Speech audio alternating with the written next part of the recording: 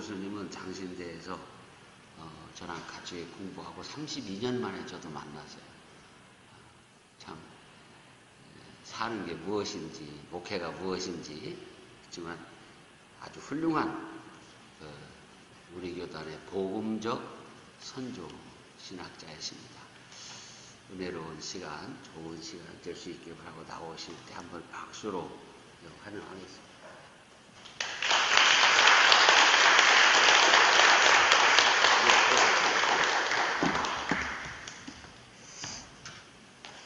예, 제가 마스크를 좀 벗어도 되겠습니까? 예, 우리 대전 선호회 목사님들 뵙게 돼서 반갑습니다. 요즘 이 목사님들 모임에 가보면 다들 이 모이는 게 참 쉽지 않다고 그럽니다. 아무리 좋은 내용이 있고 뭐 좋은 강의가 있어도 목사님들이 바쁘셔서 그런지 많이 참여를 못 하시는 것 같습니다. 근데 오늘 대전 선호회는 굉장히 많이 모이신 것 같습니다. 역시 대전 선호회 굉장히 학구열이 뛰어나시고 또 교회와 노예를 사랑하시는 분들인 것 같습니다. 또 우리 국내 선교부장님이신 우리 장 목사님께서 이렇게 잘 리더십이 있으셔서 안내를 해주셔서 참 좋은 것 같습니다. 네, 오늘 제가 여러분에게 말씀드릴 것은 복음적 에큐메니칼 선교신학의 바람직한 방향. 우리 교단의 신학을 또는 선교신학을 한마디로 말하라고 하면 바로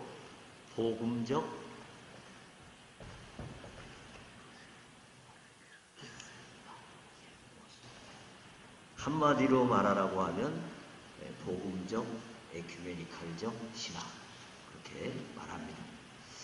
그런데 이제 이 복음적 에큐메니칼적 신학이란 말을 보는 사람마다 다르게 해석하는 그런 경향이 있습니다. 예를 들면 어떤 분은 복음적이라는 것에 강조점을 둡니다. 복음적이라고 하는 것은 우리 교단의 목표가 복음을 전하는 것이다. 주의 몸된 교회를 세우는 것이다. 이게 우리 교단의 핵심 과제다. 이렇게 생각하는 게 이제 복음적의 강조점을 두는 관점입니다. 근데 또 어떤 분들은 에큐메니칼이라고 하는 말에 더 강조점을 둡니다. 에큐메니칼이라고 하면 소위 말하는 사회 구원, 사회 섬김, 사회를 어떻게 우리가 변화시킬 것인가 여기에 강조점을 둡니다. 또 한 부류는 둘 다 똑같이 중요한 목표다. 개인 구원과 사회 구원이 어느 한쪽에 더 우선순위가 있을 수 없다. 똑같이 중요하다. 라는 관점도 있습니다. 제가 한번 여러분께 질문을 드려보겠습니다. 이 세 가지 중에 여러분들은 어떤 관점을 가지고 계시는지 제가 한번 물어보겠습니다. 먼저 복음적 에큐메니칼 신학에서 복음적에 강조점을 둬야 된다. 거기에 우선순위가 있다. 라고 생각하시는 분 한번 흔들어 보십시오. 네, 감사합니다. 그럼 두 번째는 복음적이기보다는 에큐메니칼, 즉 사회 구원, 사회 섬김이 교회의 중요한 사명이다. 라고 생각하시는 분 한번. 물론 한 계시네요. 네. 그러면 세 번째, 이 둘 중에 어느 한쪽에 우선순위를 두면 안 되고 두 가지가 똑같이 균형을 맞춰서 나가야 된다. 이렇게 생각하시는 분 한번. 네, 감사합니다. 네. 오늘은 이제 제 강의는 과연 이 두 가지를 어떻게 관계를 맺는 것이 우리 교단의 발전에 도움이 되겠는가? 제가 좀 말씀을 드리고자 하고요. 먼저 말씀을 드리기 전에 오늘 강의에서는 에큐메니칼이라고 하는 이 운동에 대해서 제가 때로는 좀 부정적으로, 비판적으로 말하기도 할 것입니다.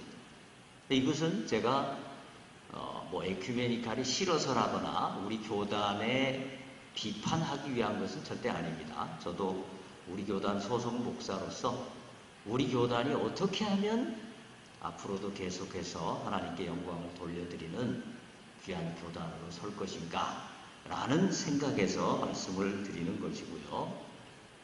에큐메니칼 운동을 하고 있는 WCC가 성경은 아니고 교회도 아닙니다. 교회들의 연합체이죠.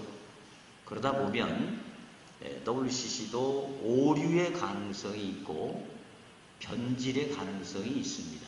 그래서 우리는 늘 어떤 기관이든지 심지어 교회마저도 진짜 하나님의 말씀대로 가고 있는지를 늘 점검하고 늘 분석하고 반성해야 되는 것이죠. 어느 것도 비판으로부터 자유로울 수는 없습니다. 그게 WCC든 모든 것은 다 하나님의 말씀 앞에서 늘 이게 제대로 가고 있는지 판단을 해야 됩니다. 이제 어떤 분들은 제가 이 WCC에 대해서 좀 문제점을 이야기하면 아니 통합 측 소속 목사가 WCC에 대해서 문제점을 이야기한다고 그런 분들이 계십니다.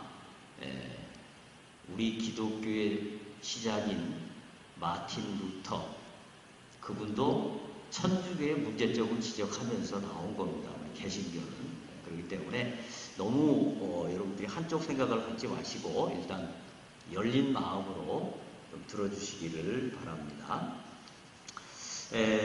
선교의 개념에 대한 두 관점, 지금 이 유인물 다 가지고 계시죠? 자, 전통적인 복음주의 관점은 선교와 전도의 목표를 동일한 것으로 보았습니다. 즉, 세계 복음화, 이게 전도든 선교든 동일하게 가진 목표였습니다. 그럼 차이점은 뭘까요? 선교와 전도를 구분하는 차이점은 뭘까요? 옛날에는 주로 국내는 전도, 해외는 선교. 또 문화적으로 같은 문화권에서는 전도, 다른 문화권에서는 선교. 그렇게 많이 말했습니다. 그래서 국내 안에서도 특별한 계층들을 향해서는 경찰 선교, 교도소 선교, 군 선교, 학원 선교 이럴 때 국내 안에서도 선교라는 용어를 쓰는 이유는 뭔가 그분들이 문화적으로 어떤 특정한 문화를 가진 분들이기 때문에 특정한 선교 전략이 필요하다라는 의미에서 선교라는 말을 썼습니다. 근데 지금은 선교는 국내든 해외든 같은 문화권이든 다른 문화권이든 그 어디든지 전 세계를 복음화하는 모든 사역, 그걸 선교라고 말합니다. 그래서 우리가 지금 국내 선교부지 않습니까? 해외 선교, 세계 선교부 이렇게 하지 않습니까? 그래서 지금은 하여튼간 복음화시키는 모든 사역은 다 선교다. 이렇게 생각을 해볼 수가 있고요. 그러면 전도는 뭡니까? 전도는 그 선교의 핵심부에 놓여 있는 것이 전도다. 그렇게 보겠습니다.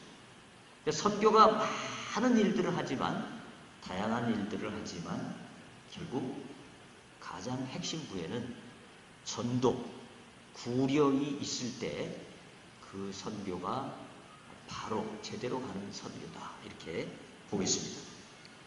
자, 이게 이제 전통적 복음주의적 관점입니다. 그런데 거기에 비해서 에큐메니칼 진영의 관점은 조금 다릅니다. 에큐메니칼 진영은 어떻게 보냐면 전도는 세계 복음화라고 생각하고 선교는 인간화, 즉 샬롬, JPIC 이런 것을 하는 것이 선교라고 생각합니다.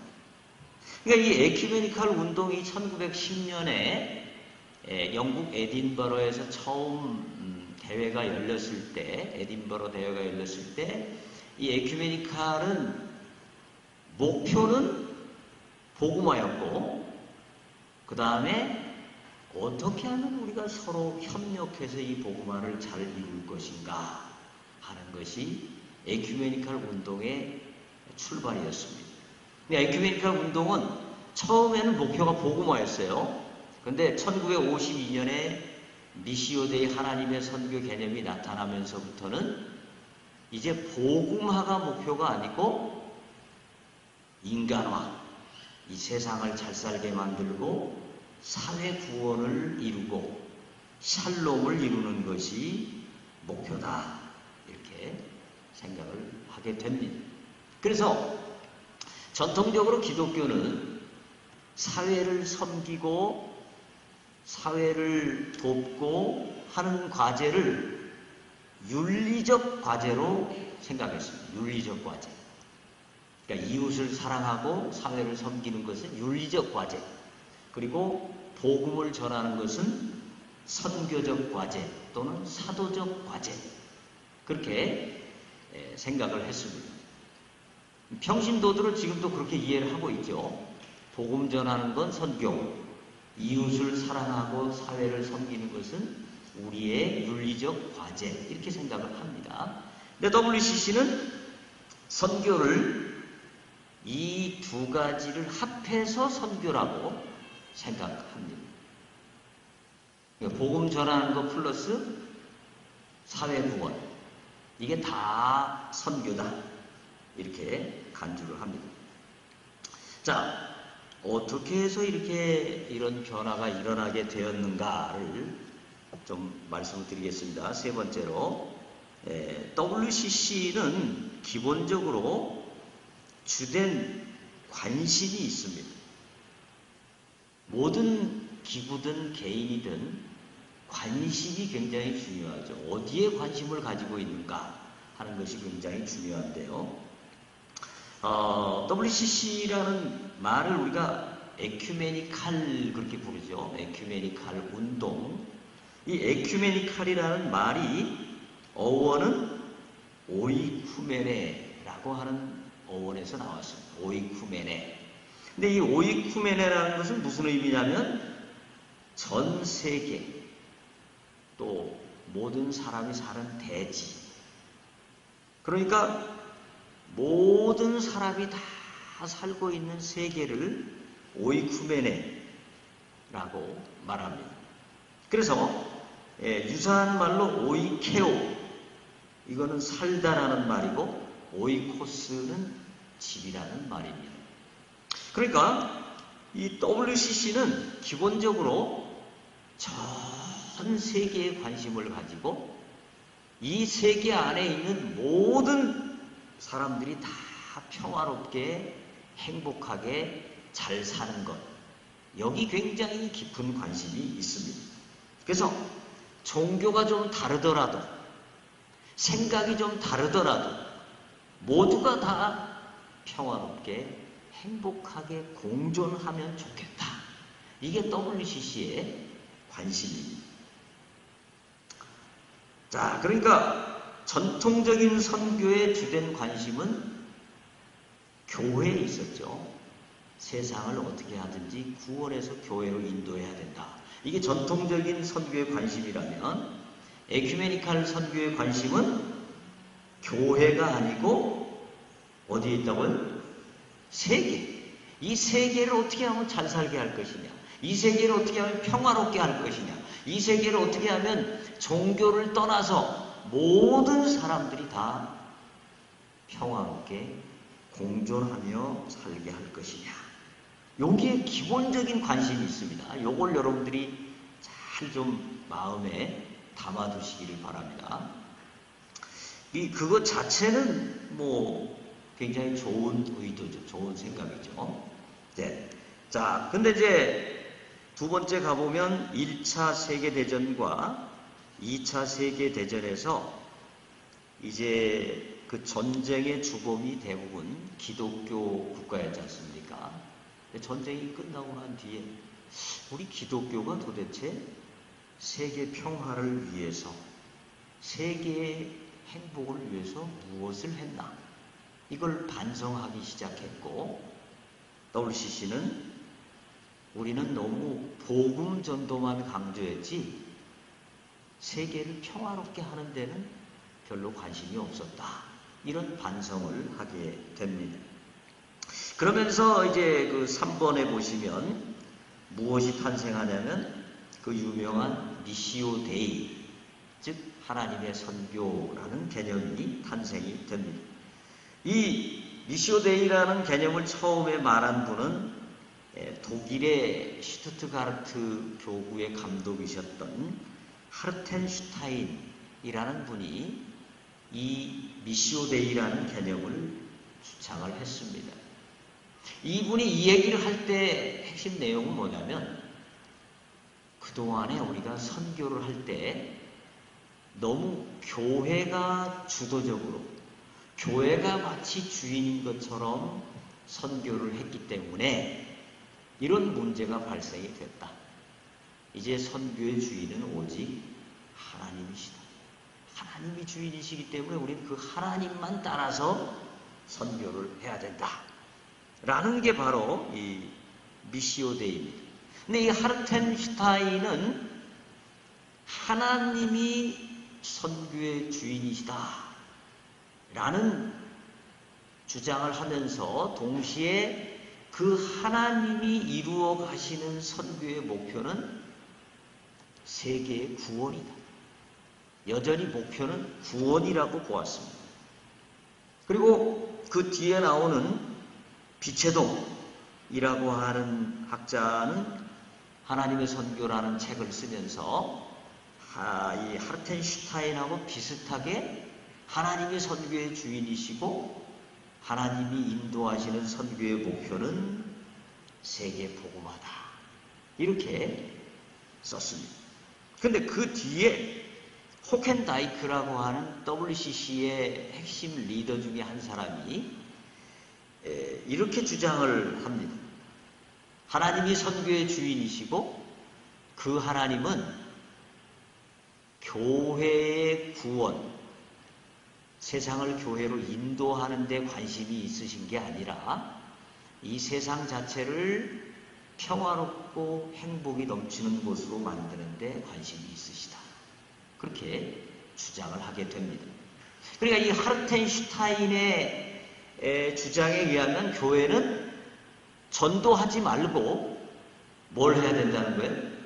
세상에 나가서 세상의 갈등을 치료하고 세상의 문제를 치료하고 종교를 떠나서 모든 사람들이 다 평화롭게 사는 것이 하나님의 뜻이다.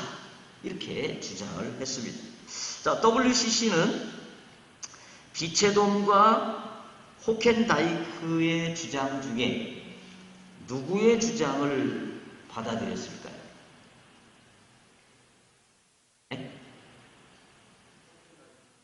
네. 제주도 옥돔의 사촌 동생인 비체돔의 얘기를 들은 게 아니라 호켄다이크의 혹해가지고 이 WCC는 결국 호켄다이크의 하나님 선교 개념을 적극적으로 받아들이고 그때부터 이제 나가기 시작했습니다. 자, 이게 1952년이었고요. 1968년에 아주 중요한 또 대회가 제4차 웁살라 총회가 열렸습니다. 이때 선교의 목표를 이제 샬롬에서 좀 더 구체적으로 인간화로 제시하기 시작했습니다. 자, 전통적인 선교에서는 복음화가 이루어지면 점진적으로 그 부수적인 결과로 인간화가 이루어질 것이다. 그렇게 보았습니다.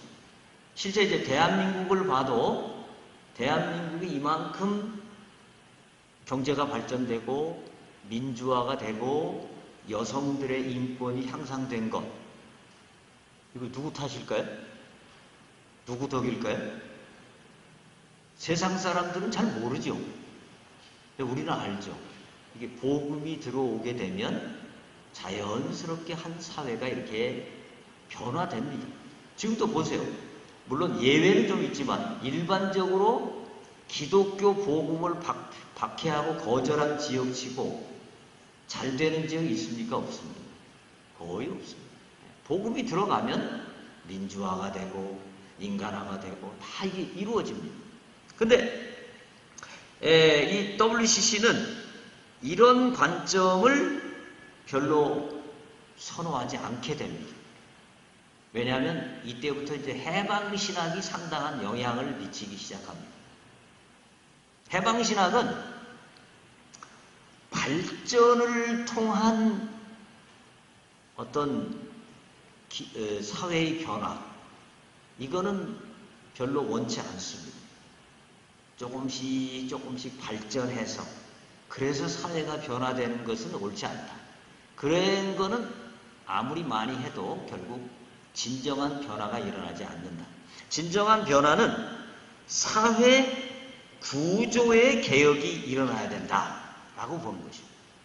그러니까 사회 구조가 여전히 빈자와 부자의 격차가 있고 여전히 억누르는 자가 있고 억압당하는 자가 있는 이 상태에서 경제를 조금씩 발전시켜 봐야 그것은 의미가 없다.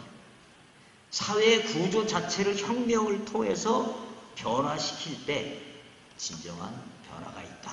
이게 이제 막시즘의 기본적인 이론이고 해방신학은 이 막시즘의 이론을 상당 부분 수용했고 그 다음에 WCC가 이 해방신학을 상당 부분 또 수용했습니다. 그래서 WCC는 1968년에 선교의 목표를 새롭게 제시했는데 그게 바로 뭐냐면 인간화라는 것입니다. 우린 더 이상 복음화가 우리의 목표가 아니고 인간화가 우리의 목표다. 즉 전 세계를 잘 살게 만들고 모든 사회 구조를 불평등한 구조를 없애고 모두가 다 평등하게 잘 사는 그런 사회 구조를 만들어야 된다. 이게 이제 인간화죠. 말하자면 1952년에 태동된 그 샬롬, 선교의 목표인 샬롬을 조금 더 구체화한 것이 인간화라고 볼 수 있겠습니다. 자, 그런데 이제 그 다음 페이지 4번에 제가 써놨죠. 구조 변혁의 가능성 의문. 우리 교회가 과연 어떻게 해서 이 사회의 구조를 쉽게 바꿀 수 있을 것이냐. 예를 들어서 중국에 가신 선교사님들이 지금 시진핑의 독재를 향해서 한 거 해가지고 중국의 사회 구조를 바꿀 수 있을까요? 선교사님들이? 북한의 선교사가 가가지고 북한의 구조를, 사회 구조를 바꿀 수 있을까요? 현실적으로 조금 쉽지 않죠. 그러니까 WCC는 인간화, 즉 사회 구조를 완전 때려 엎어서 평등한 그런 살기 좋은 구조를 만들어야 그것이 선교의 목표라고 하는데 사실 그거는 현실적으로 그렇게 쉬운 문제가 아닙니다. 더더구나 선교사가 외국인인데 외국인이 다른 나라에 가가지고 그런 정치 운동을 한다는 것은 현실적으로 조금 어려움이 있죠. 그 다음에 두 번째 문제는 그렇게 구조가 진짜 변혁이 됐다. 독재자가 물러가고 사회가 완전 사회주의 사회로 바뀌었다. 그러면 그게 구원이에요? 그 안에 있는 사람들은 다 구원받은 겁니까? 예수님을 알지 못하고 하나님과 아무런 관계도 없는 사람들이 사회가 구원을 받았다고 해서 그걸 구원받았다라고 우리가 성경이 그렇게 말씀하느냐 이 말이죠. 또 하나는 이렇게 하다 보면 결국 교회가 너무 지나치게 정치화될 수 있는 위험성이 있습니다. 교회는 정치에 분명히 관심을 가져야 됩니다. 그리고 정치를 향해서 목소리를, 예언자적 목소리를 내야 될 때는 냅니다. 그러나 그렇다고 교회가 정치 기구는 아니죠. 교회가 사회봉사단체가 아닙니다. 인권운동단체가 아니에요. 교회는 교회입니다. 교회만이 할 수 있는 핵심적 사역이 있는 겁니다. 자, 이게 1968년의 문제고, 이제 1973년에 오면 태국 방콕이라는 곳에서 CWME 대회가 열리게 됩니다. 여기에서는 이 WCC가 무엇을 바꾸느냐면, 자, 1968년에는 뭘 바꿨죠? 선교의 목표를 바꿨죠. 뭐에서 뭘로 바꿨어요? 복음화에서 인간화로 바꿨습니다. 1973년에 오게 되면 복음주의 진영이 계속 이의제기를 했습니다. 야, 구원은 예수님 믿고 영생 얻는 게 구원인데, 아니 니네는 지금 사회 구원을 말하는데 사회 구원이 진짜 성경에 있냐? 그게 진짜 구원이냐? 아니 사회가 그러면 다 잘 살게 되면 그 안에 있는 사람들은 자동으로 구원받는 거냐? 이런 주장을 자꾸 하니까 WCC가 무슨 고민을 했냐면, 구원의 개념 자체를 바꿔버려야 되겠다. 그렇잖아요. 구원의 개념을 바꾸면 당연히 선교도 바꿔지는 겁니다. 자, 구원의 개념을 어떻게 바꿨습니까? 전통적인 구원 개념은 핵심이 영생입니다. 하나님의 자녀가 되는 것, 하나님의 관계가 회복되는 것입니다. 그런데 방콕의 구원 개념은 영생이 거의 빠져 있어요. 무시하는 건 아닌데 거의 빠져 있고, 방콕이 구원 개념을 4가지로 정의했습니다. 하나는 경제적 정의, 또 하나는 정치적 해방, 세 번째는 소외 문제 해결, 네 번째는 좌절로부터의 희망. 이 4가지가 성경이 말씀하는 구원이라는 거예요.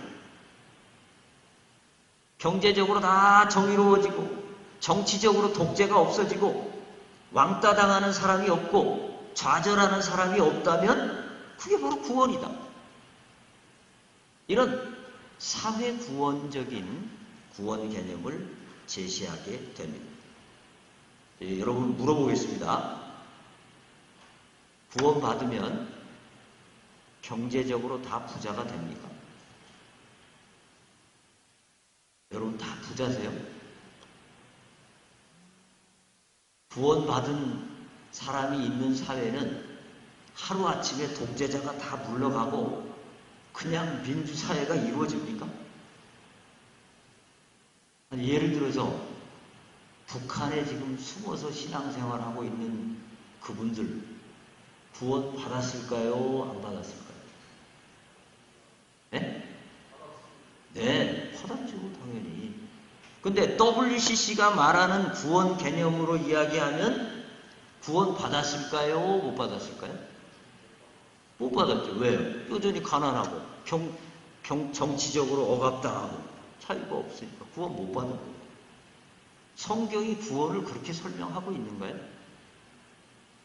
자, 이 WCC의 새로운 구원 개념, 1973년 방콕의 구원 개념이 나오면서부터 소위 말하는 통전적 선교라는 개념이 나오게 됩니다.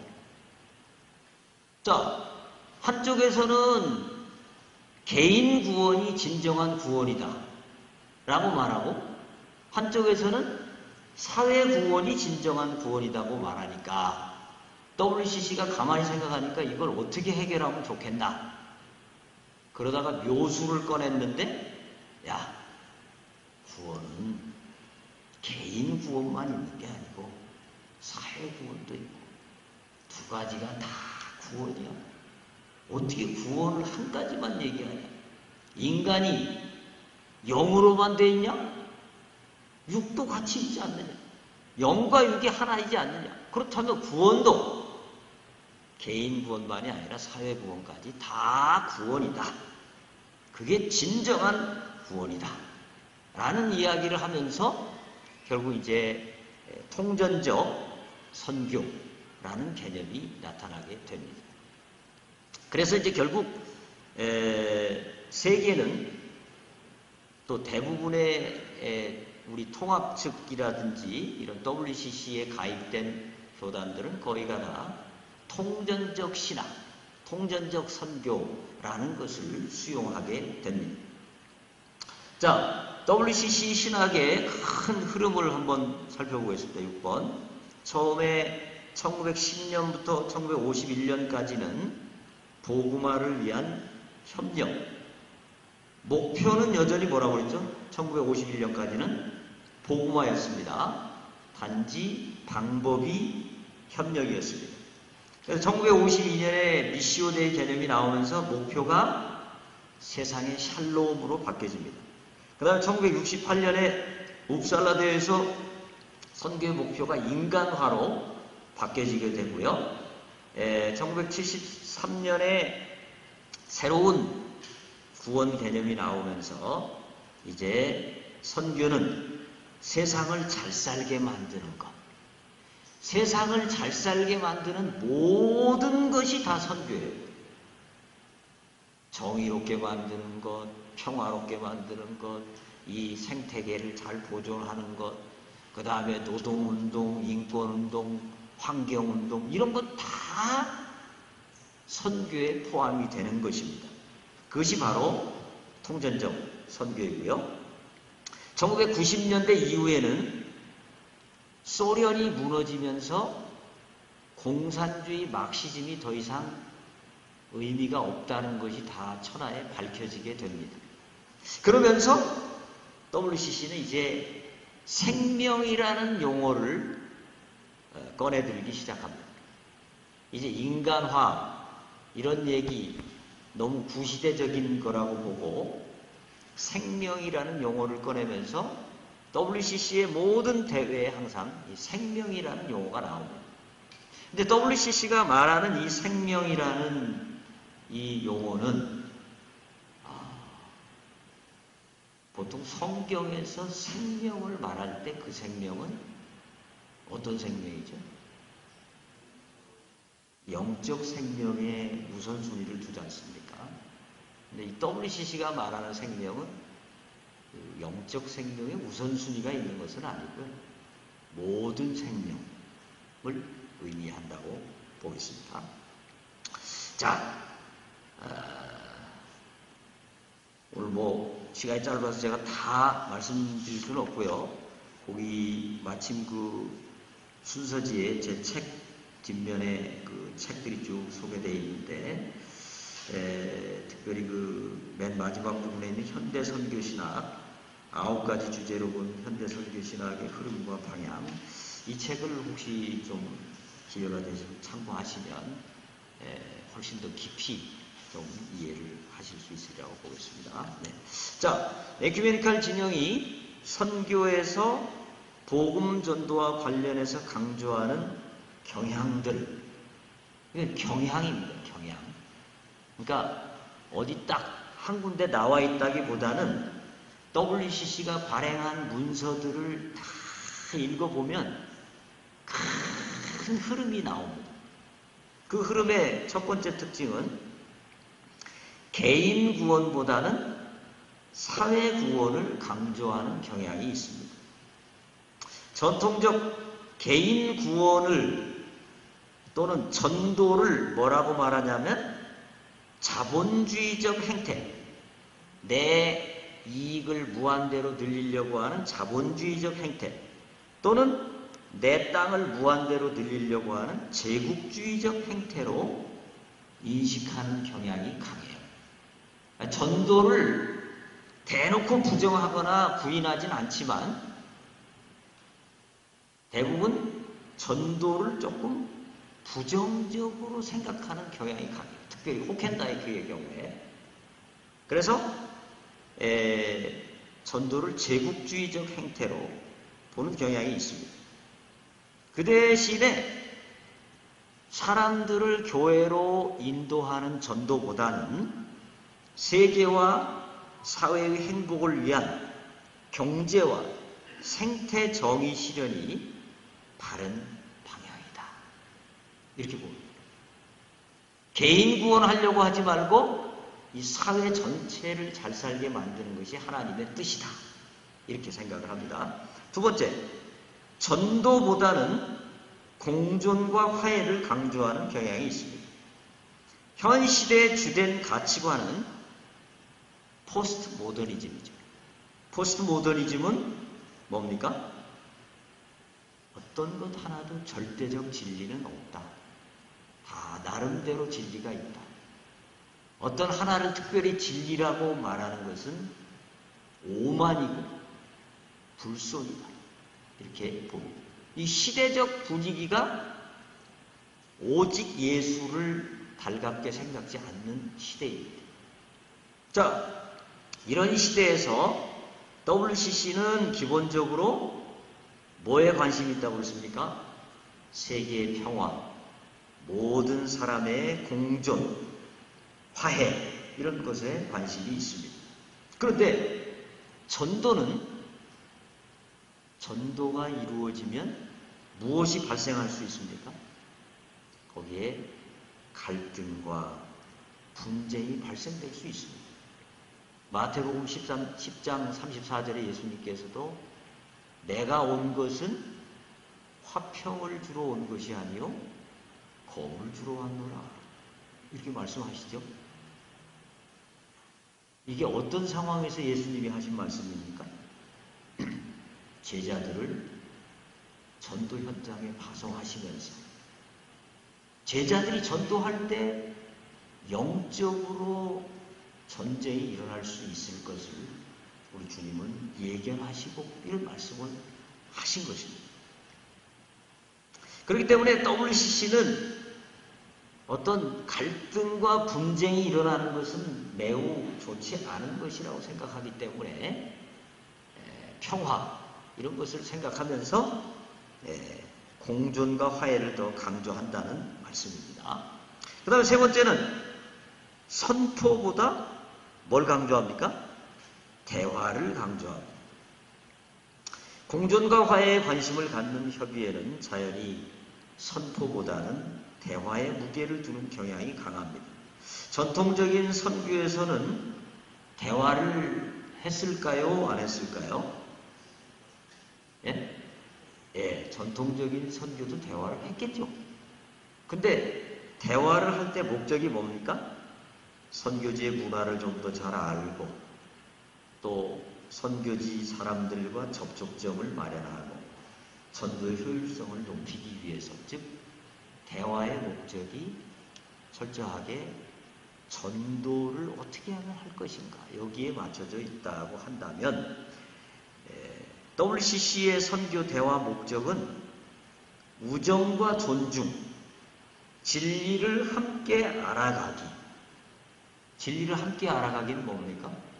WCC의 기본적인 사고는 하나님께서 기독교에만 계시를 다 주신 것이 아니라 다른 종교에도 일부 계시를 주셨다라고 생각을 합니다.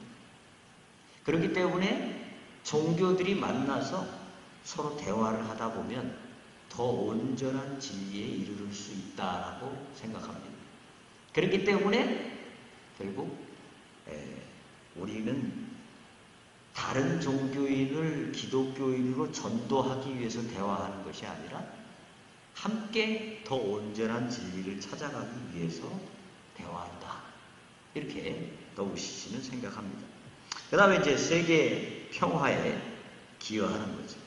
자, 거기 2013년 부산 총회에서 채택된 함께 생명을 향하여라는 문서에 보시면 거기 기독교인들은 그 나와 있죠. 그거 같이 한번 읽어볼까요? 시작. 기독교인들은 모든 사람들이 하나님에 대한 살아있는 지식에 도달하기를 소망하고 기도하지만 전도가 대화의 목적은 아니다. 분명히 나와 있죠. 전도가 대화의 목적이 아니다. 그럼 뭐냐? 세계 평화고 종교를 떠나서 모든 사람들이 잘 공존하고 대화를 하면서 함께 진리를 찾아가는 것이라고 볼 수 있습니다. 자, 그 다음에 네 번째 특징은 전도의 절대적 위상 약화와 전도의 폭을 확대하는 경향입니다. 자, WCC의 주된 관심과 목표는 전 세계의 화해, 평화, 샬롬입니다. 그렇다면 이러한 관심 속에서 전도는 선교의 핵심이 아닌 여러 과제 중 하나로 상대화되고 확대됩니다. 그러니까 과거에는 선교에서 가장 중요한 핵심은 전도였는데, 선도가 지향하는 바는 전도였는데, 이게 WCC에 오게 되면 전도는 여러 사역 중에 그냥 하나로 매우 가치가 절하됩니다. 그 다음에 또 문제는 뭐냐면 이 전도는 복음을 전하는 것인데 WCC는 이 전도를 하나의 사회운동처럼 바꾸고 있습니다. 거기 각주 2번 누가 한번 크게 한번 읽어주실 수 있을까요? 각주 2번.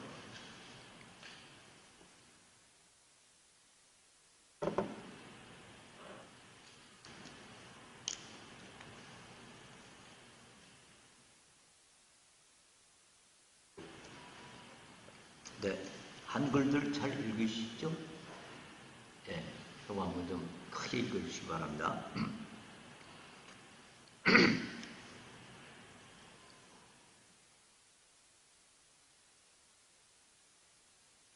네, 각주 2번, 네, 2페이지 맨 아래에 있는 인용한 부분.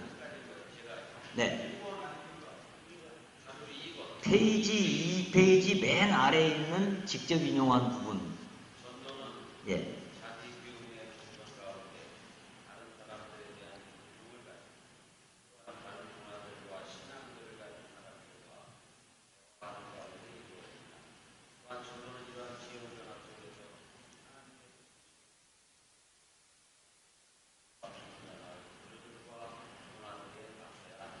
네, 감사합니다. 아이고, 우리 부장님께서 아주 낭랑한 목소리로 읽어주셨습니다. 고맙습니다.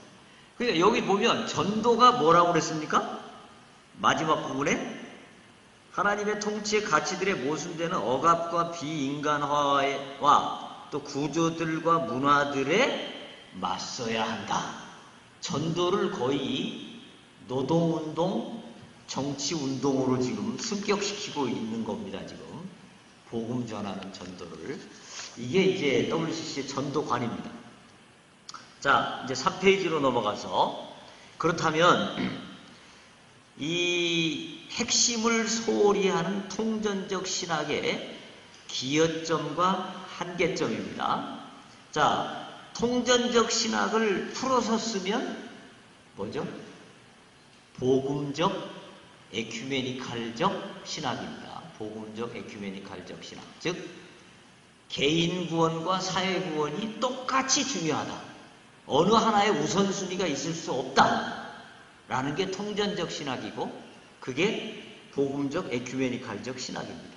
자, 이 통전적 신학은 여러분들이 잘 들어보십시오. 제가 말씀드린다고 해서 다 동의하실 필요는 없고 들어보시고 동의가 되시면 동의하시면 됩니다. 네. 자, 통전적 신학은 기여점이 뭐냐? 첫째, 극단적으로 치우치지 않도록 막아주는 균형감이 있습니다. 극단적으로 치우치지 않는. 극단적인 보수 또는 극단적인 진보에 빠지게 되면 선교의 역량이 약화될 수 있죠. 신천지처럼 완전히 극단적인 보수에 빠져가지고 세상은 나 몰라라 하고 세상 더 이상 직장 다닐 필요 없다. 학교 다닐 필요 없다. 신천지 들어와서 전도만 하면 된다. 이건 문제죠.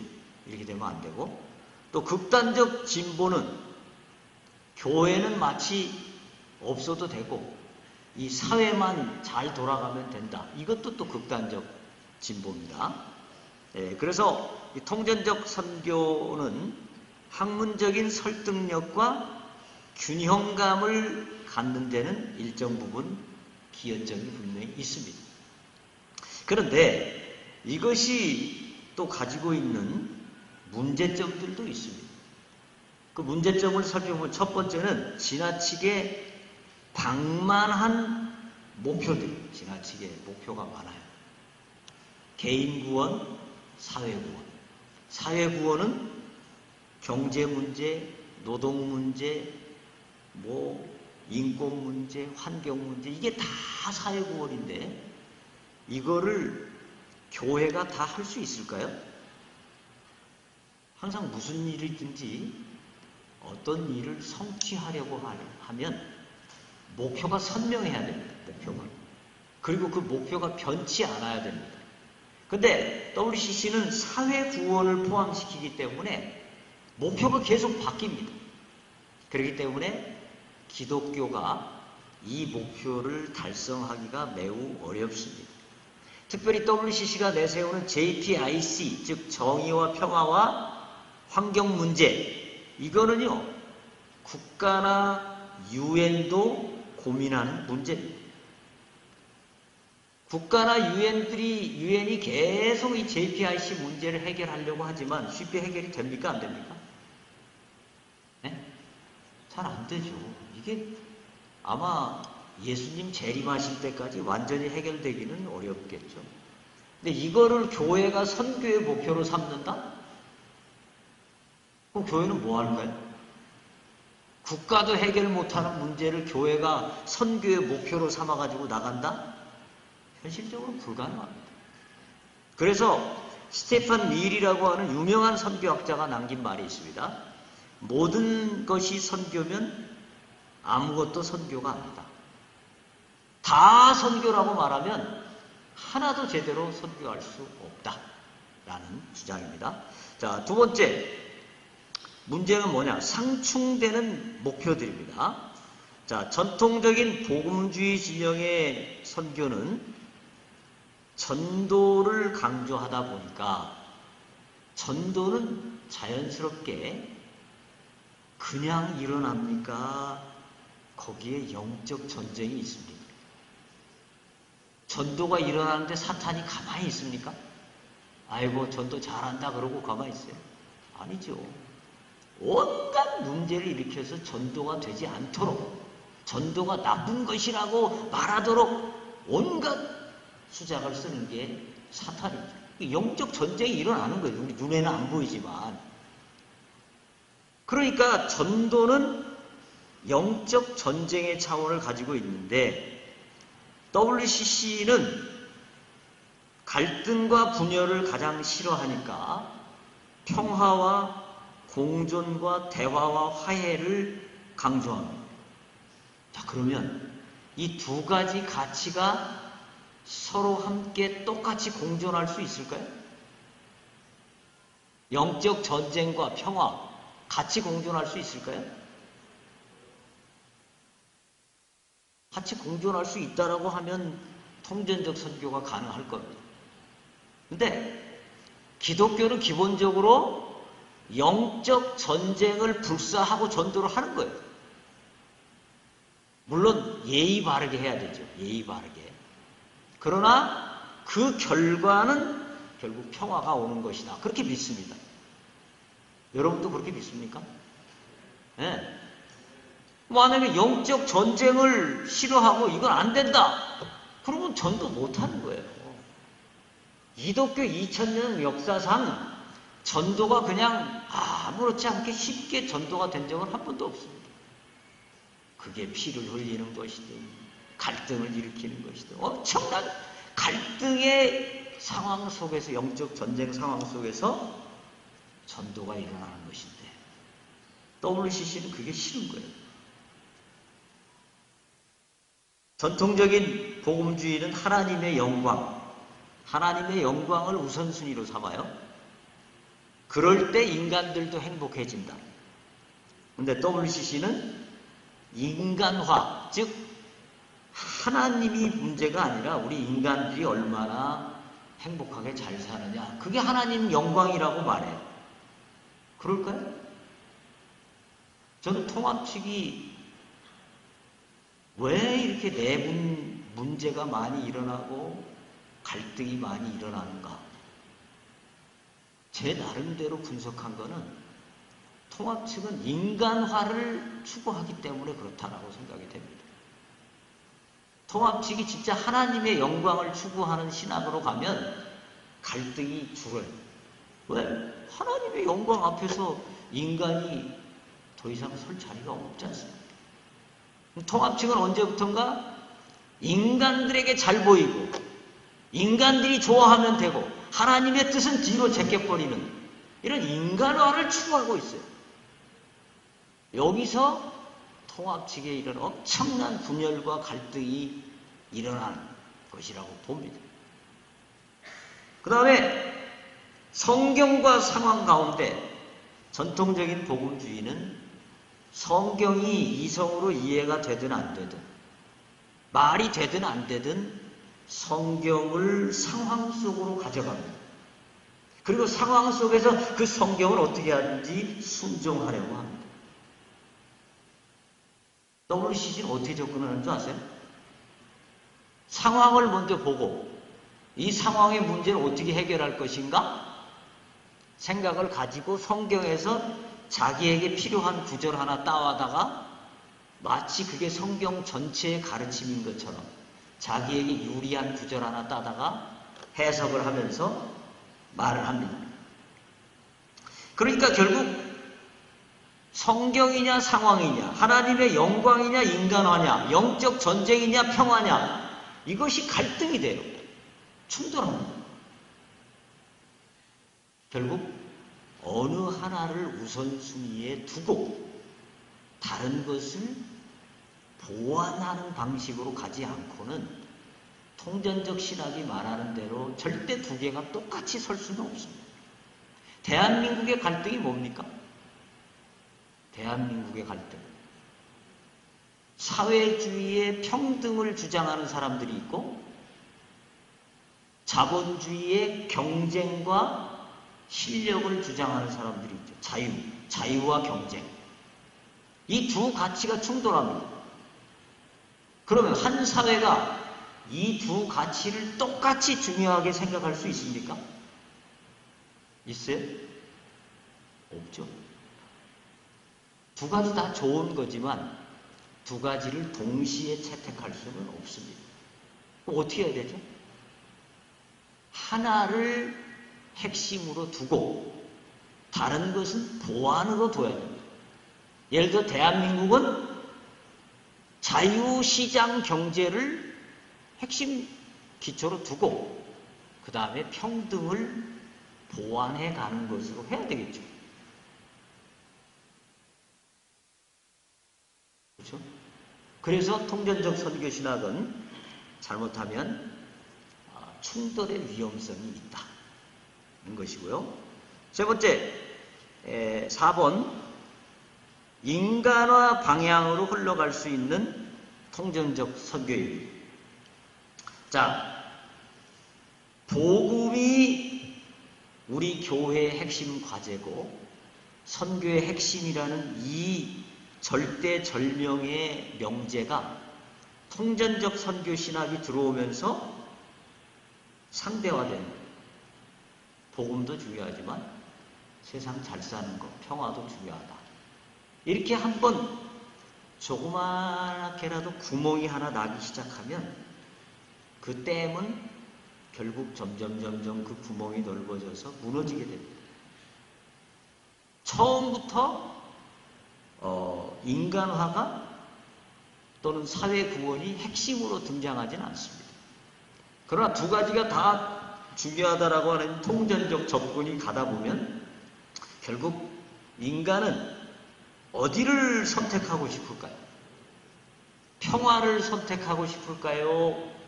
영적 전투를 선택하고 싶을까요? 네? 인간의 기본적인 본능은요, 영적 전투 싫어요. 그냥 평화롭게 다른 종교하고도 사이좋게 지내고 그래야 총회장도 하고 뭐 높이 무슨 회장도 올라가고 그럴 거 아닙니까? 기독교만 구원이 있다. 그래가지고 어떻게 연합회 회장이 되겠어요? 타종교도 구원이 있다. 우리 함께 잘 지내는 것이 좋다. 그러니까 높이 되려면 다원주의로 가야 돼요. 다원주의를 안 가고는 절대 높이 올라갈 수가 없습니다. 이 세계의 구조가 그렇습니다. 자, 그렇기 때문에 개구리가 따뜻한 물 속에 있을 때 아이고 좋네. 그러다가 그 물이 점점 뜨거워지면 자기도 모르게 죽듯이 복음의 핵심을 양보한 신앙, 교회의 핵심 과제를 양보한 신앙, 이거는 결국 어떻게 되느냐? 시간이 흐르면 점점 세속화되고 하나님의 영광은 어디로 가버리고 우리만 편하면 된다. 그리 가는 거예요. 지금 우리의 조상격인 미국 PCUSA, 미국 연합장로교회, 그게 어떻게 됐습니까?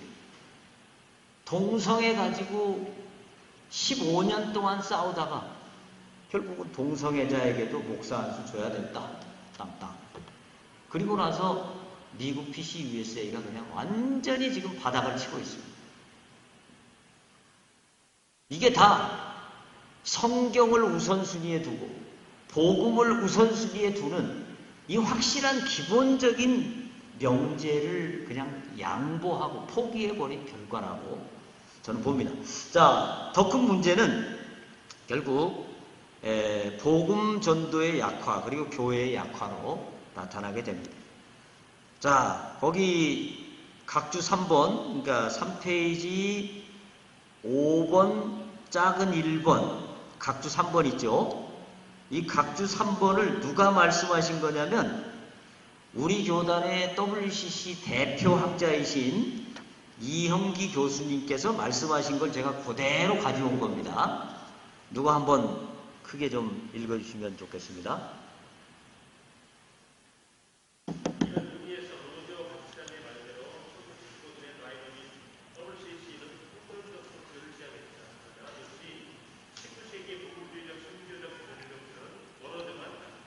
네, 대단히 감사합니다. 자, 이건 제 분석이 아니에요. 우리 교단 WCC 대표 학자이신 이영기 교수님의 분석입니다. 1975년에 WCC가 통전적 선교를 지향했는데 그때부터 어떻게 됐다고요? 복음주의적 선교적 열의로부터는 멀어져만 갔다. 당연히 그럴 거 아닙니까? 복음 전도에 최우선을 두어도 지금 될까 말까 한데 그렇지 않으니까 멀어져 간 거죠. 자, 그러고 나니까 결국 교회의 약화가 이어집니다. 교회 약화. 교회가 복음 전도가 안 되니까 교회 약화가 일어나는 거죠. 거기 각주 4번 이거는 켄트 헌터라고 하는 분이 쓰신 말씀입니다. 누가 한번 읽어주실까요?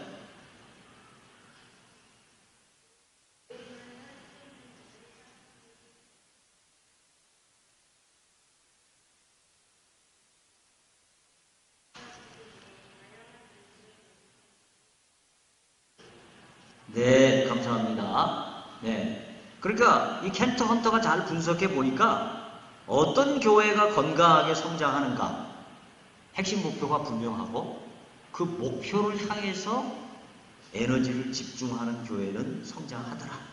근데 우선순위가 없이 모든 걸 다 하려는 교회들은 결국 안 되더라.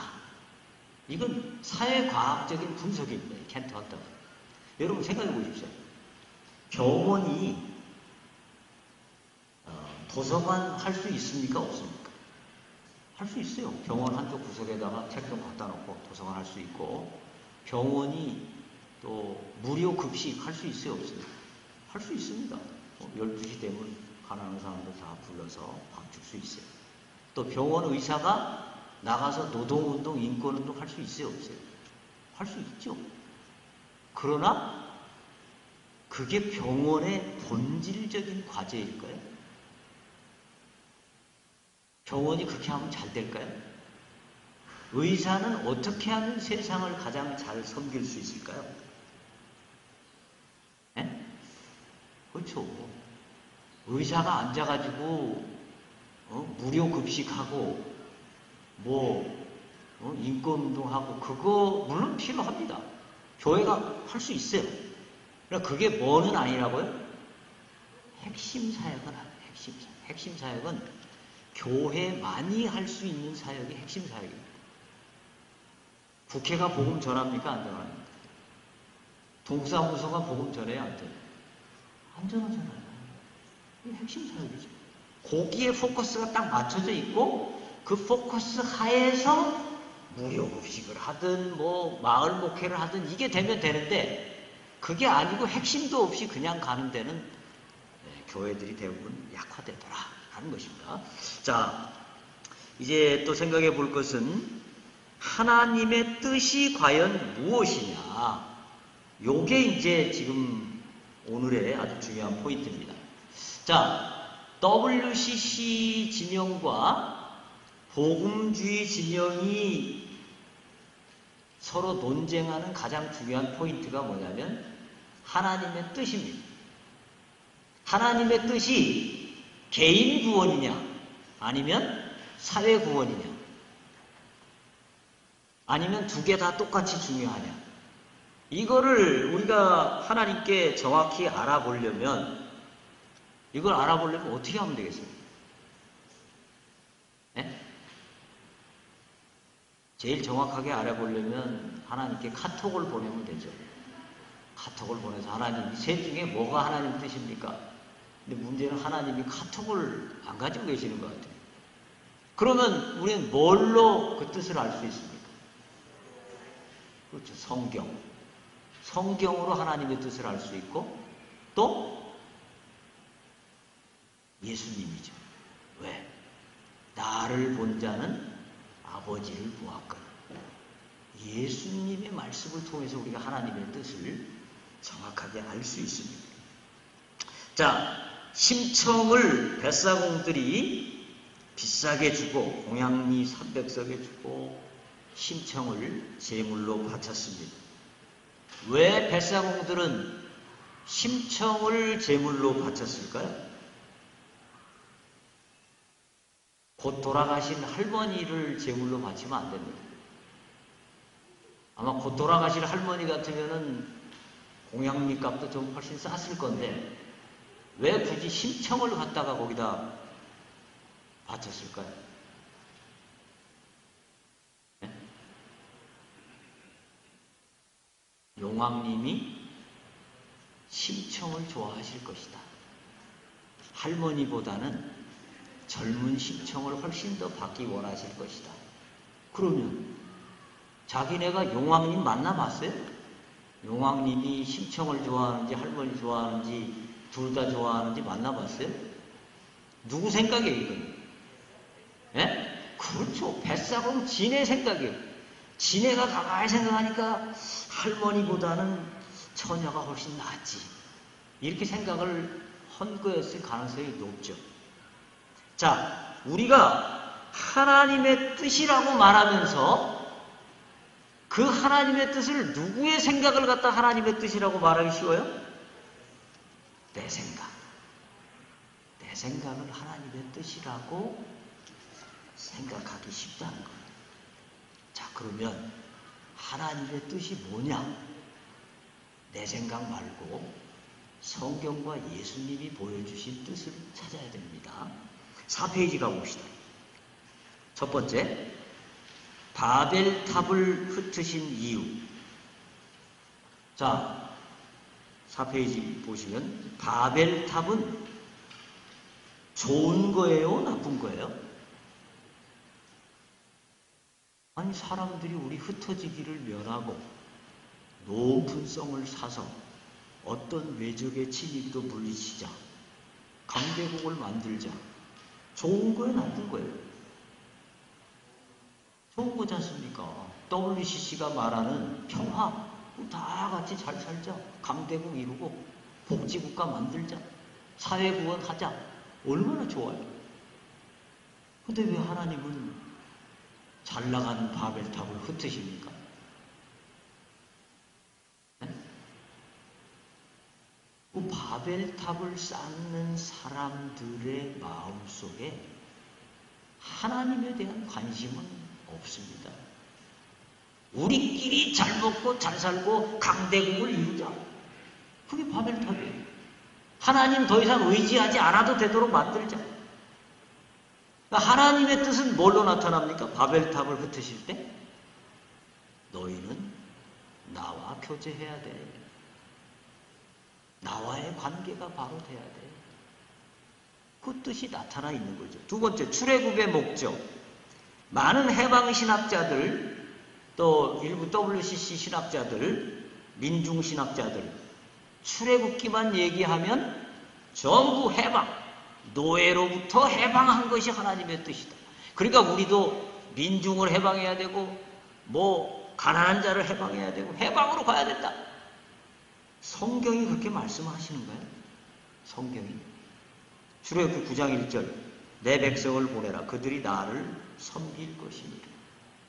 하나님이 이스라엘을 애굽에서 해방시키신 가장 주된 요인은 하나님을 예배하는 백성, 그리고 이 세상을 구원하기 위한 선교 백성, 제사장 나라 만들기 위함이지 단순히 그냥 종살이에서 해방시킨 게 아닙니다. 실제로 여러분, 이스라엘 백성들이 종살이에서 해방돼가지고 애굽에 광야에 나와서 더 행복했을까요? 불행했을까요?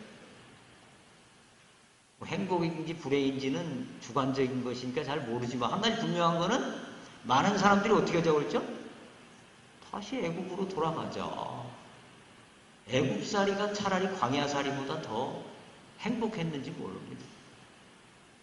자, 출애굽기 9장 16절 내가 너를 세웠으면 나의 능력을 내게 보이고 내 이름이 온 천하에 전파되게 하려 하였음이니라. 결국 하나님이 왜 10가지 재앙을 일으키시면서 이런 엄청난 어려움을 주십니까? 모든 천하가 하나님의 능력을 보고 그것으로 인해서 하나님의 이름이 널리 퍼져가기를 하나님은 원하셨던 것입니다. 맞습니까? 네?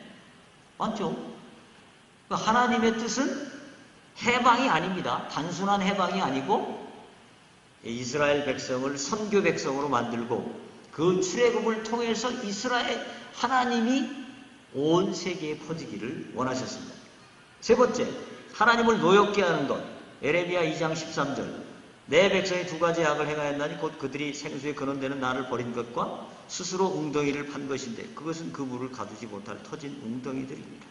하나님이 보실 때 악은 뭐예요? 하나님을 버리는 거예요.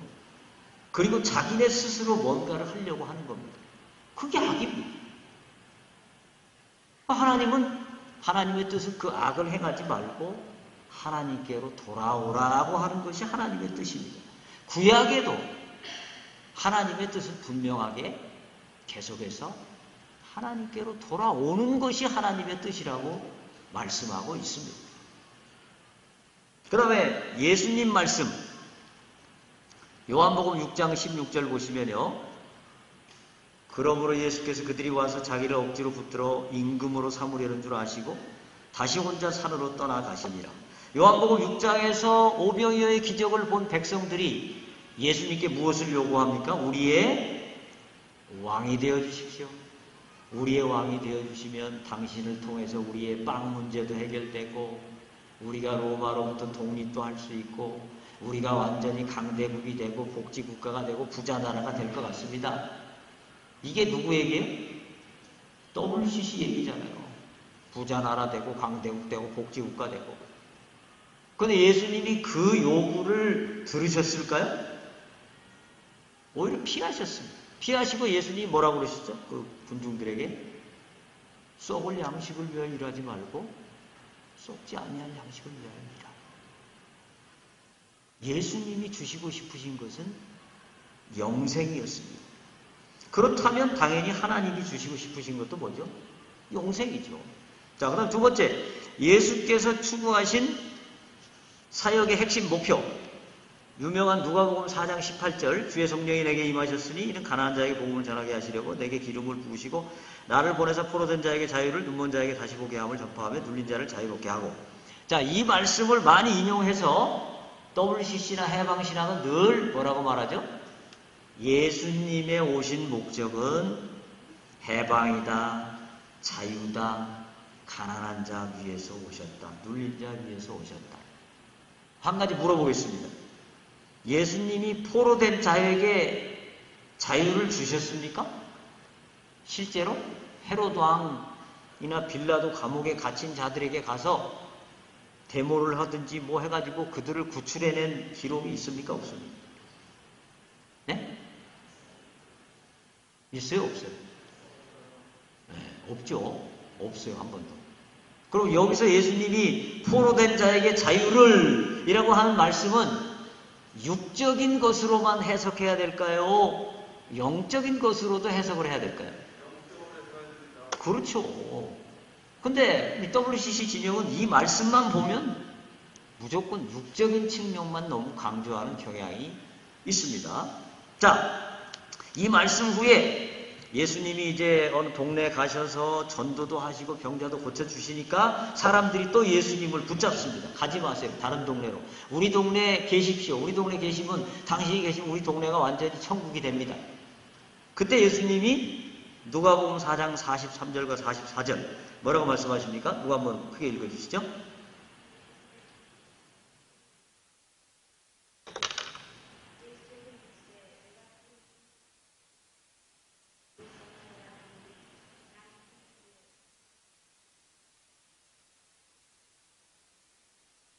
아멘. 감사합니다. 그러니까 이거는 예수님이 분명히 말씀하셨죠. 내가 병도 고치고 오병이어 기적도 일으키고 뭐 가난한 자들의 친구가 되어주고 그것도 해요. 예수님이. 그러나 예수님의 핵심 사역을 분명히 말씀하셨죠. 하나님 나라 복음을 전하여야 하리니. 또 이것도 괜히 해석이 분분할 수 있으니까 아예 명확하게 딱 못을 박았어요. 여러 회당에서 뭐 하시더라? 전도하시더라. 예수님의 핵심 사역 전도입니다. 그 다음에 하나님의 최종적 관심 요한복음 3장 16절 하나님이 이처럼 세상을 사랑하사 독생자를 주셨으니 이는 그를 믿는 자마다 멸망하지 않고 영생을 얻게 하려 하심이라. WCC는 항상 이 말씀을 볼 때 앞에 부분만 보고 끝내요. 하나님이 세상을 이처럼 사랑하사. 사랑해서 어쩌셨다는 거예요? 독생자 주시고 모든 사람이 영생 얻는 것이 하나님의 뜻이래요. 하나님의 뜻 분명합니까? 이제도 하나님의 뜻이 뭐냐 가지고 논란의 여지가 있습니까? 없습니까? 없어요. 그 다음에 아주 더 정확하게 나와요. 요한복음 6장 40절 내 아버지의 뜻은 딱 나오죠. 내 아버지의 뜻은 아들을 보고 믿는 자마다 뭘 얻어요? 영생을 얻는 이것이 내가 마지막 날에 이를 다시 살리라 하시니. 하나님의 뜻을 미시오데이라는 개념에서 하나님의 뜻을 단지 세상을 평화롭게 잘 살게 타종교든 뭐든 다 함께 평화롭게 잘 사는 게 하나님의 뜻이다라고 말하는 것은 현대 시대의 흐름에는 맞아요. 현대 시대의 흐름.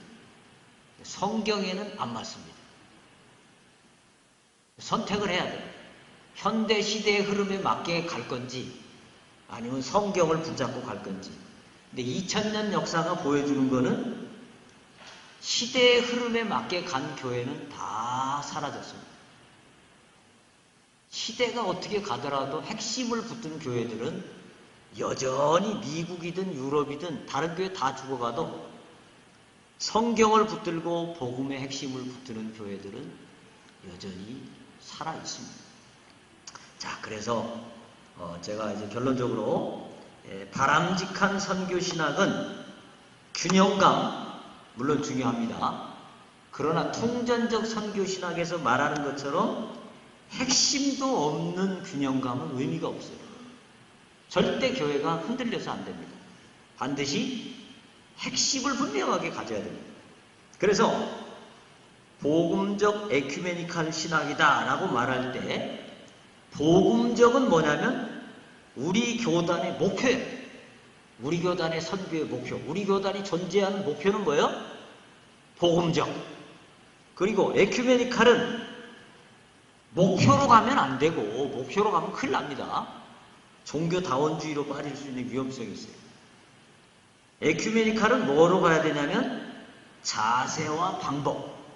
그래서 더 우리가 이웃을 섬기고 더 배려하고 더 예절을 갖추고 또 가능한 한 많은 사람들과 협력함.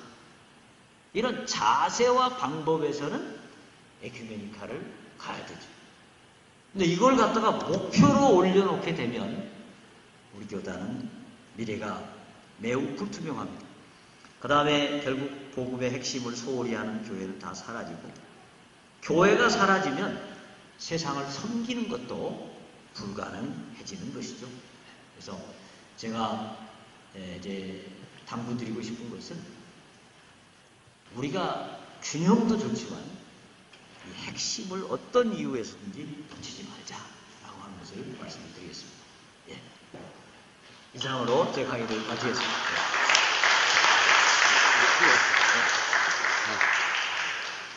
목사님들 속이 시원하죠? 네, 우리 노회 안에서 이 문제 가지고 그냥들 소가리들을 하셨는데 우리 안 박사에게 강의를 내가 한번 보니까 우리 노회 꼭 한번 했으면 좋겠다 그런 생각이 들었어요. 동기라고 부르는 거 절대 안 해요. 32년 만에 초대를 했어요. 그런데 아무리 동기라도요, 시카고에서 목회하는 제 동기 목사는요 1년에 2번씩 와요. 설날, 추석날. 꼭 오면은 나한테 전화를 해요. 형님 좋아서. 그러면 가서 마중하고 비행기 값 보태드리고 식사 대접하고 몇 년을 극진하게 했는데 어느 날 이러는 거예요. 아, 그 한국 목사님들은 왜 그렇게 동성애 갖고 난리래요? 내비두지. 그래서 내가 나도 모르게 아무리 목사들끼리만 뭔마? 이게 동성애를 내비두라니 네가 목사야? 그러고 이제 헤어졌어요. 그 다음 해 설날 와서 저 전화 와서 안 받아. 암만 동기래도. 그죠? 오늘 우리 목사님들이 참 귀한 종을 이렇게 만나서 좋은 말씀을 드린 혹시 말이죠. 한 두 분만 궁금하신 거 있으면 혹시 질문을 하셔도 괜찮겠습니까? 네. 혹시 한 두 분만 궁금하신 거 있으면 하도 강의를 잘해가지고 없나요? 예. 우리 배경미 집사님. 예. 크게.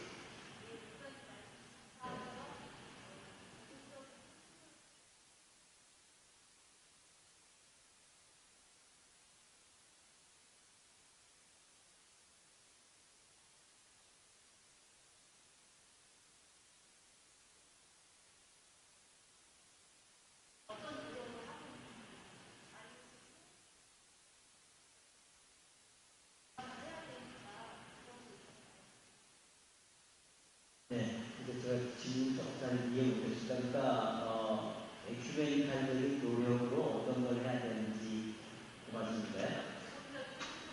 네, 네, 네,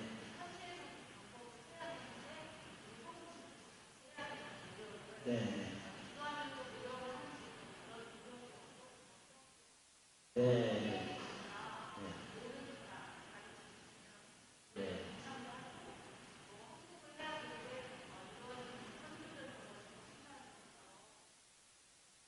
네, 네, 감사합니다. 예. 그러니까 지금 우리 교단이 펼치고 있는 무슨 뭐 마을 목회라든지 이런 것들이 이제 에큐메니칼적인 방법으로 목회를 하는 것의 일종이라고 보겠습니다. 약간 우리 지역 사회를 교회가 더 잘 섬기고 예의를 잘 갖추고 이런 것들은 중요하다고 봅니다. 그러나 이제 그런 것들이 결국은 어떻게 하든지 그들을 하나님께로 인도하는, 이 우리가 전도하는 것은 우리 교회 성장시키려고 전도하는 것은 아니죠. 그거는 결과죠, 결과. 그러니까 우리의 목표는 교회 성장은 아니고요. 우리의 목표는 영혼 구원이죠. 영혼들 구원하는 그 결과로 교회가 성장될 수도 있고 또 아닐 수도 있어요. 그래서 지금 이제 제가 듣기로는 우리 교단 안에 이번 총회에다가 7개 교회에서 우리 교단이 NCCK, 즉 WCC의 산하에 있는 한국기독교협의회 NCCK를 탈퇴하면 좋겠다라는 청원을 낸 교회가 7개라고 들었습니다. 또 한 교회는 WCC에서도 탈퇴를 하자, 그렇게 청원을 냈다고 하는데요. NCCK 총무라고 하는 분이 지금 한국교회를 가장 위기에 빠뜨릴 수 있는 동성애를 빨리 법으로 제정해라 라고 하는 걸 성명을 냈어요. 그래서 저도 그걸 보면서 우리 교단이 이런 성명이 나왔는데도 그 NCCK를 계속 지속한다고 하면 스스로 모순이다. 그렇죠. 우리 교단은 분명히 동성애를 지금 안 하잖아요. 온전하는데 보면 그렇게 우리 교단의 파송을 받은 분이 그렇게 하고 있습니다. 그래서 저는 이번 계기를 해서 우리가 뭐 NCCK나 WCC를 탈퇴하는 것은 뭐 나도 문제지만 어쨌거나 이런 분명한 이야기들이 총회에서 좀 나오고 우리 교단의 미래가 더 밝아지기를 원하는 마음이 있습니다. 네, 한 분만 더 혹시 임원선 목사님 마이크 뒤에 마이크. 우리 교단에서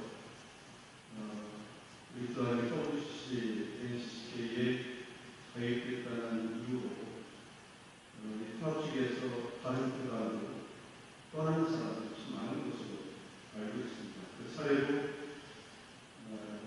그런 문제를 오늘 정리를 통해서 해답을 볼 수 있었다, 그런 생각이 듭니다. 그런 WCC나 NCCK에서 우리 교단이 여기를 떠나면 안 된다, 나름대로 특별히 주장하는 것이 있다면 뭘까? 그 부분에 대해서 다시 말씀 주시면. WCC가 우리 교단에서 네. WCC를 탈퇴하면 안 된다. WCC를 탈퇴하면 안 된다.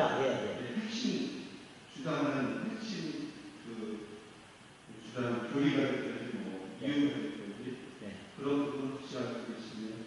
네. 제 강의를 여러분들이 이제 들으시면서 WCC가 가지고 있는 그 관심과 목표 자체가 틀렸습니까? 그게 어느 정도 설득력이 있습니까? 네, 물론 이제 틀렸다고 볼 수 있지만 또 다른 편으로 생각하면 WCC가 주장하는 모든 세계의 평화, 그 다음에 공존, 함께 사는 것, 이거는 사실 중요한 거지 않습니까? 그러니까 WCC는 계속 뭘 내세우냐면 우리는 모든 세계와 평화롭게 공존하고 모든 세계 교회와 또 필요하다면 타 종교와도 우리가 연합해서 세계의 평화를 이루려고 한다.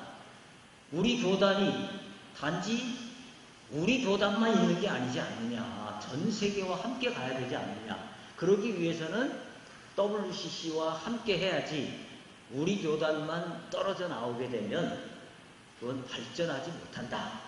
이런 주장이죠. 그리고 그 주장을 뒷받침하는 게 아까 제가 말씀드린 대로 하나님의 뜻은 온 세상의 샬롬이다. 종교를 떠나서 온 세상의 샬롬이다. 이렇게 주장하는 겁니다. 그러니까 거기에 대해서 목사님들이 쉽게 그걸 답을 하기가 좀 어렵죠. 근데 이제 저는 그 생각을 하는 겁니다. WCC가 교회는 아닙니다. WCC가 성경은 아니에요. WCC가 처음 시작은 굉장히 선한 의도로 시작이 됐지만 시간이 한 100여 년 흐르면서 굉장히 정치화되고 완전히 세속화된 면이 있습니다. 그렇기 때문에 WCC에 대해서 문제점을 제기하는 것에 대해서 무조건 반대를 하고 너는 왜 WCC를 반대하느냐? 너는 우리 교단 목사가 왜 그러냐? 그렇게 하면 우리 교단이 소망이 없어요. 우리 교단은 누구든지 옳지 않은 것에 대해서는 옳지 않다라고 얘기할 수 있어야 민주적인 교단이고 그래야 우리 교단이 발전이 됩니다. 그런데 WCC는 문제가 뭐냐면 제가 보기에는 결국 그 평화 공존을 우선순위에 두고 사회 구원을 우선순위에 두면서 결국 복음을 약화시키는 거예요. 실제로 지금 개교회마다 성도님들 가운데 어디서 그런 영상을 봤는지 우리 교단, 교회를 떠나는 아까 목사님 말씀하신 대로 많이 계십니다. 그러면 이거 목사님들이 현재 지금 겪고 있는 실제적인 아픔인데 WCC 우리 교단의 위에 계시는 분들은 그냥 무조건 WCC 연합운동이니까 교회가 죽든 말든 우리는 간다? NCCK가 막 동성애를 법제화하자고 하는데 우린 그냥 참여한다? 이건 목사님들이 그렇게 하면 안 되죠. 적어도 1단계는 제가 생각할 때는 앞으로 WCC하고 NCCK 우리 협조금 1억하고 7억 보내는 거 끊는다. NCCK와 WCC가 정확하게 복음적 입장을 밝히지 않는 한 끊는다. 일단 끊는다. 기회를 주는 거죠. 여러분 2013년도에 이건 제가 꼭 말씀드리겠습니다. 2013년도에 부산총회가 열리기 전에 WCC 측과 합동 측이 공동선언문을 냈습니다. 그거 아시죠? 그래서 합동 측도 고신 측도 WCC 10차 부산 대회에 참여하기로 공동선언문을 냈어요. 공동선언문의 조건이 뭐였냐면 우리는 종교다원주의 배격한다. 그 다음에 우리는 동성애 배격한다. 공산주의 배격한다. 우리는 성경의 절대 무오류성을 믿는다. 요거예요. 이 조항을 넣어가지고 공동선언문을 작성을 했는데 세상에 WCC 진영 그 NCCK 회의가 딱 열렸어요. 열렸는데 어떻게 됐는지 아십니까? NCCK 회의에서 난리가 났어요. 야, 이런 걸 합의사항이라고 공동선언문을 만들어 오면 어떻게 해? 이거 찢어야 돼. 우리 못해. 그리고 그 공동선언문을 파기하고 결국 합동과 고신 이런 쪽은 떨어져 나갔습니다. 그리고 나서 우리 교단의 신학자들이 계속 글을 올리고 세미나를 하는데 뭐라고 얘기를 하냐면 WCC는 종교다원주의 아니다. WCC는 공산주의 아니다. WCC는 성경을 믿는다. 계속 그런 강의를 하고 글을 냈어요. 제가 그걸 보고 무슨 생각을 하는지 아십니까?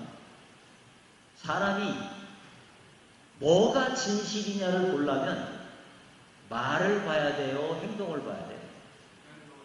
말은 얼마든지 거짓말할 수 있습니다. 행동을 보면 안 돼요. WCC가 그 공동선언문을 파기한 이유는 뭐죠? 자기네는 종교다원주의 포기할 수 없는 거예요. 자기네는 동성애 포기할 수 없는 겁니다. 자기네는 공산주의 포기할 수 없는 거예요. 그러니까 합의를 파기하고 결국 반쪽짜리 WCC를 한 겁니다. WCC가 이름은 교회연합이잖아요. 근데 실제로 100년 동안 나타난 역사는 교회 분열입니다. 계속 교회들을 분열시켜요.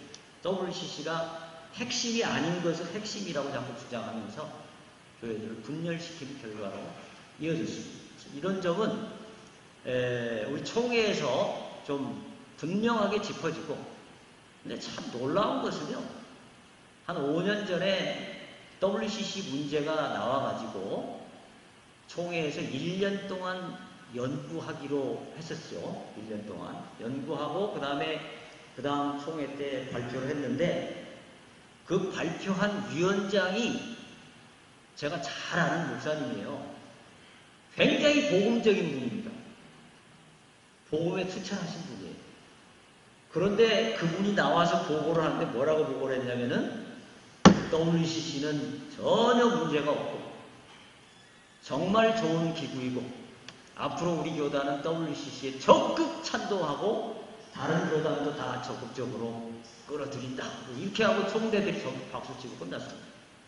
저는 그걸 보고 야, 저 복음적인 목사님도 저 자리에 가니까 어쩔 수 없구나. 네. 정치의 그 묘한 그걸 제가 아주 그때 깨달았습니다. 우리 교단이 정말 좀 이번 기회에 한번 교통정리가 잘 되면 좋지 않겠나. 제가 볼 때는 저는 사실 WCC 운동을 하는 분들보다 WCC를 더 잘 알아요. 감히 말씀드리고. 왜 그럴까요? WCC 운동하는 분들은 그 안에 푹 빠져 있어요. 빠져가지고 자기네가 가는 길이 어딘지를 잘 모릅니다. 근데 저는 바깥에서 보는 입장이잖아요. WCC 직접 참여를 하지 않아요. 그러니까 굉장히 객관적으로 마치 바둑 훈수 두듯이 두고 있어요. 제가 WCC에 관한 책만 한 6권을 썼습니다. 그러니까 어저께인가? 금주섭 목사님이 어디서 이런 또 강의를 하셨더라고요. 저도 그 강의를 들었는데 천안 아산 예. 그분이 마지막 부분에 이런 고백을 하더라고요. 자기가 WCC 운동 한창 할 때는 한국 교회에 대해서 잘 관심이 없었대요. 그분의 솔직한 고백이에요. 교회를 잘 몰랐대요.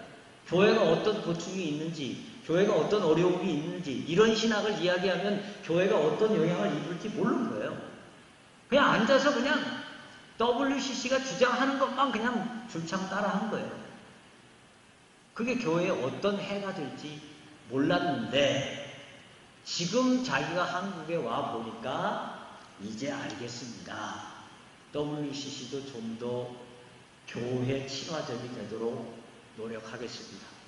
WCC도 좀 더 복음 친화적이 되도록 노력하겠습니다. 라는 고백을 하더라고요. 강의에서. 근데 그렇게 될까요? 네? 쉽지 않습니다. 내가 보기엔 갈수록 더 사회구원적으로 갈 가능성이 높아지지 않을까. 그 변화가 되기가 어렵죠. 저희 봅니다. 네. 여기까지 질문을 다 받고요. 조금 한 말씀만 더 보탠다면, 그러기에 우리 교단의 총회장이나 지도자들은 복음적인 주의 종들이 세워져야 됩니다. 우리 여기 계신 목사님들이 다 그렇게 그런 지도자를 후원하고 세우실 수 있는 그런 그 권한이 계시잖아요. 영적인 권한도 있고. 저는 4년 전에 우리 교회에서 시간을 주셔서 안식년으로 있을 때 스위스 가서는 특별히 한 열흘 일정을 잡았는데요. 아주 실망을 했어요. 너무너무 교회들마다 아름답고 시골의 작은 교회도 파이프 오르간이 다 있고 한데요. 주일날 뭐 종을 치고요. 새벽 정도 치고 수요예배 정도 치고 하는데 너무 기쁜 마음으로 예배 드리러 갔는데 교인도 하나 없고 목사도 없고 교회 종 다 자동으로 쳐요. 그 교회만 그런가 하고 다른 교회 가봤더니 다른 교회도 그래요. 동성애 받아들이고 이런 식으로 WCC를 추종하게 되면 우리도 그 재앙을 모면할 수가 없게 되는 거죠.